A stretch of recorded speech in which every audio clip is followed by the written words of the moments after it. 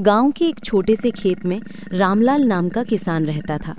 उसके पास थोड़ी सी जमीन और 2 बैल ही उसकी दौलत थे।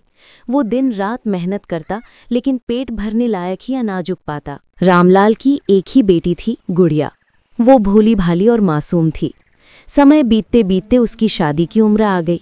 रामलाल की आंखों में एक ही सपना था, बेटी की डोली हंसी खुशी उठे। लेकिन गरीबी ने उसकी कमर तोड़ रखी थी। शादी के खर्चे का इंतजाम कहाँ से करता? कभी वो अपने खेत की मिट्टी को देखता, कभी आसमान को, और सोचता, हे भगवान, मैं अपनी बेटी का हाथ कैसे पीले करूं। दिन बीतते गए, शादी की तारीख पास आती जा रही थी, लेकिन घर में ना तो पैसे थे, ना जेवर। रामलाल की आंखों में चिंता के आंसू थे। एक दिन जब वो खेत जोत रहा था, अचानक हल जमीन में किसी कठोर चीज से टकराया। रामलाल ने हाथ से मिट्टी हटाई तो उसे एक पुराना घड़ा मिला। घड़ा उठाकर देखा तो उसमें सोने के सिक्के भरे हुए थे। रामलाल की आंखों से आंसू निकल पड़े। हे भगवान, ये तेरी दया है। वो खुशी खुशी घर लौटा और उन पैसों से बेटी की शादी धूमधाम से कर दी। पूरा गांव बारात और दावत में शामिल हुआ।